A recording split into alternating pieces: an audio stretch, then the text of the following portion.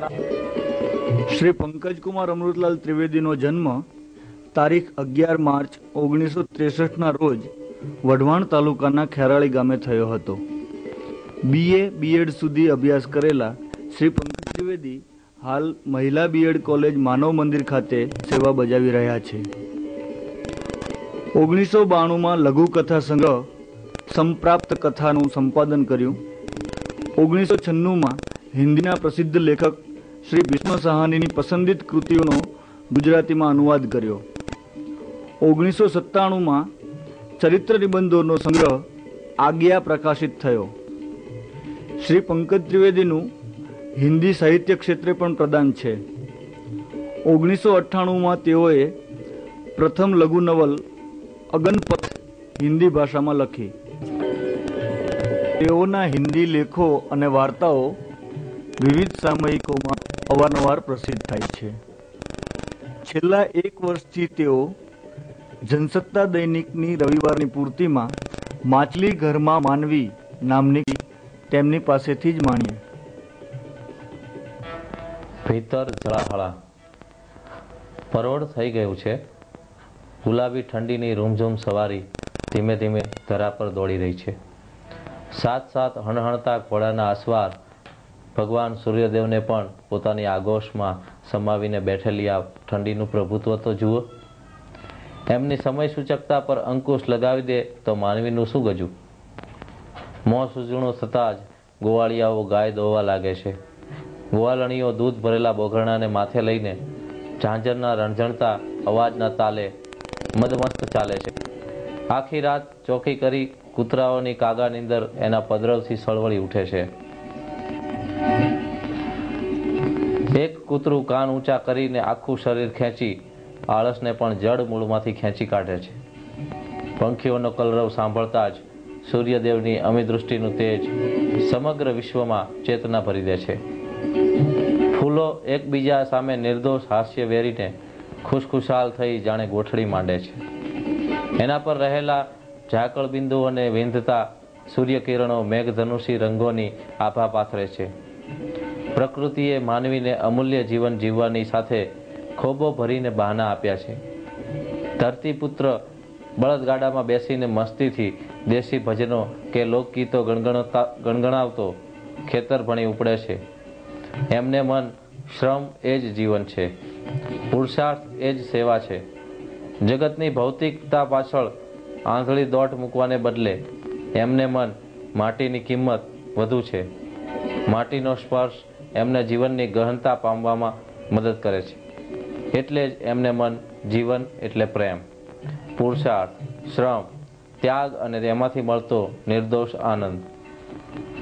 અહીં તો દોડાદોડ કરે છે પેલા છાપા વેચતા ફેરિયાઓ. એની કાળી શાહી વચ્ચે વિખરાયા છે અનેક સ્ત્રીઓના સૌભાગ્ય સિંદૂર. માનવીઓની યાતનાઓ, વેદનાઓના ચિત્કારનું ગળું ટૂંપાઈ રહ્યું છે. ધમાચકડીમાં દોડતા માનવીઓને અન્ય માનવીઓને ઓળખવાનો સમય ક્યાં? સંબંધો પર નજીવા સ્વાર્થના રૂપાળા વાઘા પહેરીને ફરે છે સૌ. પોતાને મળેલી કેટલીક ખૂબીઓ, પોતાનું વ્યક્તિત્વ કે સામાજિક પ્રતિષ્ઠાઓનું કોચલું બનાવીને બેઠેલા માણસની ભીતરનો ખળભળાટ જોયો છે? ભારોભાર લાવાથી છલોછલ માણસ સૌમ્યતાનું મહોરું પહેરીને જીવે છે ત્યારે રાખ વળેલા અંગારા જેવો લાગે છે.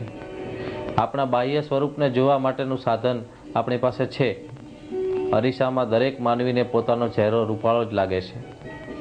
માણસ ફૂલાવાનું જલ્દી સ્વીકારે છે, સંકોચાવાનું નહીં. સાંકડી જગ્યામાં બીજાને પસાર થવા દેવા માટે સંકોચાવવું પડે ત્યારે સહજતા નથી હોતી. કોઈનો ધક્કો વાગે ત્યારે થતું સંકોચન શરીર પૂરતું જ મર્યાદિત રહે છે. આમ કેમ? કોઈના ધક્કાથી અંદરનો હલબલાટ કેમ નહીં? મારું હોવાનો ગર્વ સૌને હોય છે, આપણું હોવાનું નહીં. આવી નાની નાની વાતોમાં ભીતરમાં કૂંપળ બનીને પાંગરે અને એમાંથી વટવૃક્ષ બને. સેવા કરવા માટે ખુવાર ન થવાય, પણ ખપ લાગે એવી ખુમારી પ્રગટાવી શકાય. નિત્ય કર્મ, વિવિધ જવાબદારીઓ અને માનવીય ગૌરવ મળે એવું જીવન જીવવામાં પૂર્ણ સફળતા ન મળે તોય શું? સેવાના નામે બનેલી માયાજાળમાં ફસાઈ ન જવાય એવી સાવધાની રાખીએ તો પણ ઘણું. પહેલાં આપણે ભીતરમાં વલોણું ફેરવીએ, એમાં સારું નરસું હોય એને અલગ તારવીએ. માનવી અનુભવથી જે જ્ઞાન મેળવે છે એવું ઉત્તમ જ્ઞાન કદાચ એને બીજે ક્યાંયથી પ્રાપ્ત ન થાય. માનવીએ પોતાની દ્રષ્ટિ કેળવવી જોઈએ. કેળવાયેલી દ્રષ્ટિ ઘણી બધી નકામી બાબતોથી મુક્તિ અપાવે છે. એ માટે એણે મન સાથે દોસ્તી રાખવી પડે છે. મનની સ્વસ્થતા અને દ્રષ્ટિની નિર્મળતા માનવીને પવિત્રતા બક્ષે છે. માત્ર 2 ટંક જમવું અને સારી ઊંઘ લેવી એવું જીવન તો પ્રાણીઓ પણ જીવે છે. જો કે બધા પ્રાણીઓ એવા પણ નથી. ક્યારેક આપણે કોઈને કૂતરા જેવો કહીએ છીએ, એ વખતે આપણને ખબર નથી કે એ માણસને કેટલી ઊંચાઈ પર બેસાડ્યો આપણે. કૂતરાની જાતિમાં ઉત્તમ ગુણ હોય તો તે વફાદારી છે, જે માનવીમાં ક્યાં.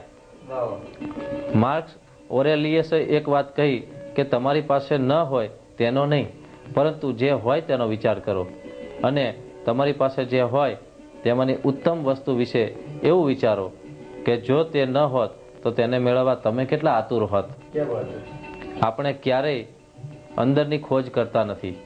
પરિણામે અંદર પડેલી ઉત્તમ શક્તિઓને પામીને સંતોષ માની શકતા નથી. આ શક્તિનો યોગ્ય ઉપયોગ કરવાને બદલે જે નથી તેને શોધવા આંધળી દોટ મૂકીએ છીએ. આવા સમયે અંદરની શક્તિ પ્રતિભા પાંગરતી નથી, બલકે એને કસવાવડ થઈ જાય છે. આપણી અંદરની ખોજ કરવા માટે જેટલી ગંભીરતાથી મથામણ કરીશું એટલું જ વધુ પામીશું, ઉત્તમ પામીશું. કુદરતે બધાને બધું જ મન ભરીને આપ્યું છે. સવાલ એટલો જ છે કે એને પારખીને યોગ્ય ઉપયોગ કરવાની આપણી કુનેહ પર આધાર છે. આપણી અંદર કશું હવા વિશેની શક્યતા અને બહારથી પામવાની મથામણ કરવાનું ગમે છે. અને ત્યારે કવિશ્રી રમણીક સોમેશ્વરની આ પંક્તિઓ કશુંક એવી રીતે ભરી દે છે કે નરી તાજગી નીતર્યા કરે છે. કે આંખોમાં રેતીની ડમરી ને છાતીમાં ઘૂઘવતા દરિયાનો નાદ, જીવતરના બદલામાં માગ્યો છે બહુ તો છૂટો છવાયો વરસાદ.